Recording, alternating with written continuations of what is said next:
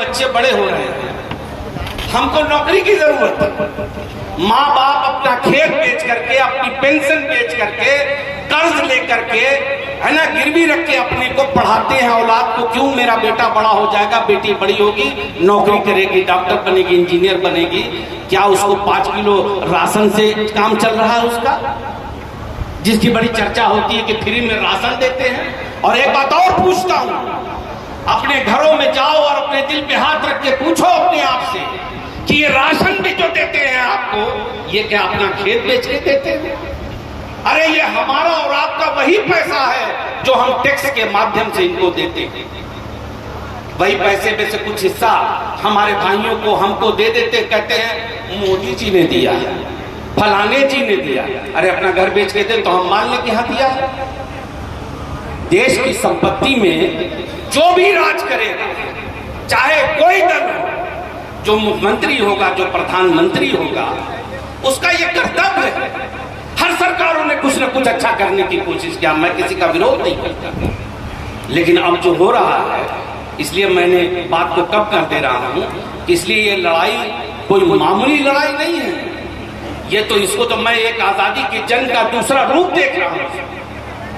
क्योंकि अगर मुझे तो ये लगता है कभी कभी कि जो इनकी मंशा है, जो ये कहते हैं 400 पार 400 पार, तो चूंकि संविधान को बदलने के लिए 2/3 मेजॉरिटी चाहिए कि भाई यही ना, तो इनकी मंशा ये है कि शायद इनकी नियत में खोट है।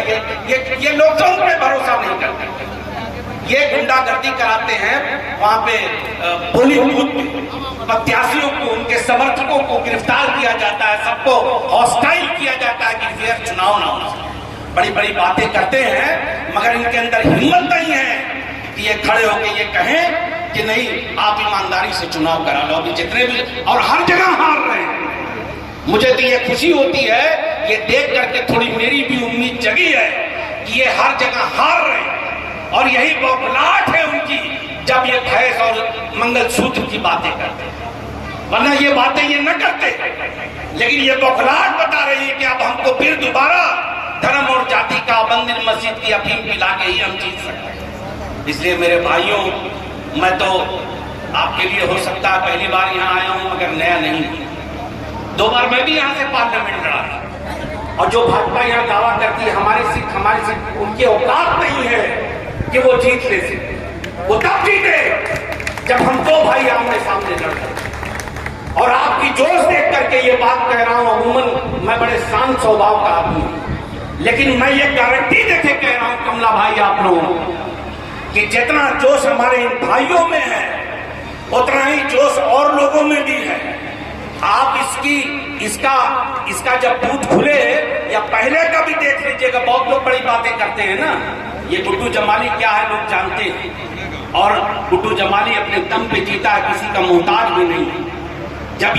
जब ये बूथ खुलेगा तो आप देख लेना, ये जमालपुर, मदारपुर से लिए ये बिसाम, ये जितने भी गांव हैं, मंगरावा, ये 20 गांव, इनका एक भी वोट अगर इनको मिल जाए तो मैं आपको मुंह नहीं दिखाऊंगा, मुंह नहीं।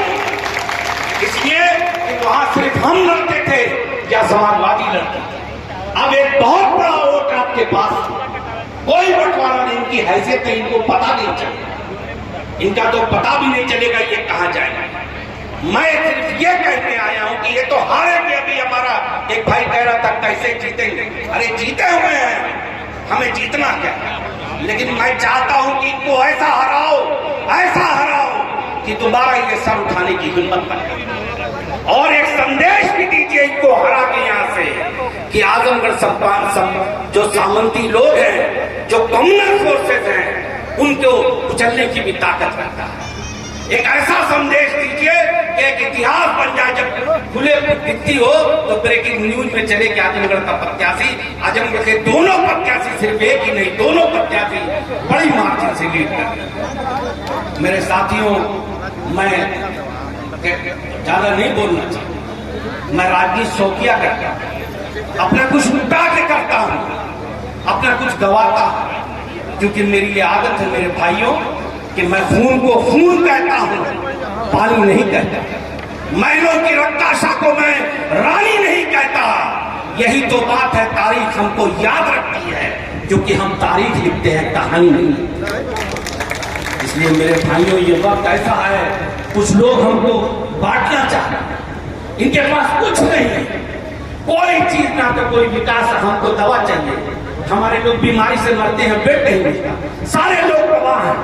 अभी चले जाइए आप लखनऊ में, 4 दिन आपको लगेगा हाथ पैर जोड़ने में, तब अगर मिल जाए तो ठीक, नहीं तो बाहर ही मर जाएगा।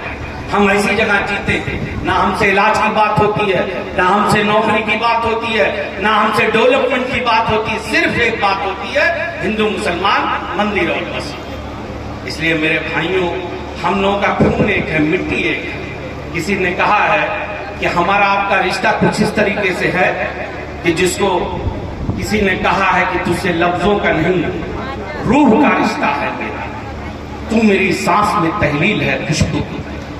हिंदुस्तान में रहने वाला हर हिंदू मुसलमान इस तरह से जुड़ा है कि जब तक ये दुनिया रहेगी, ये लाख बांटे मगर बांट नहीं, ये बांट नहीं सकते। ये बात मैंने एक बार सदन में भी कही थी खड़े होकर कि ये असल में ब्रीड ऐसा है कि मैं आगे नहीं जानता कि जो मियाँ है कहीं आसमान से थोड़े आए, ये भी तो आप ही लोगों में से कन्वर्ट होकर बने हैं। क्यों, ये हकीकत नहीं है क्या? मैं जानता हूँ। इसलिए ब्रीड तो एक ही है ना। इसलिए मेरे भाइयों, इनको कामयाब नहीं होने देना है, इनको हराना है, ऐसा हराना है। और मैं तो एक और अपील करूंगा आप लोगों से कि खाली आजमगढ़ नहीं बल्कि पूर्वांचल में जहां जहां आपकी आवाज जाए, अगर एक भी वोट बढ़ा सको तो गठबंधन, इंडिया गठबंधन के हक में बढ़ाओ, उसके लिए वोट मांगो, क्योंकि इनको इस तरह से हराइए ताकि इनको ये लग जाए कि इस देश में पाखंड का बहुत दिनों तक बोलबाला नहीं हो सकता।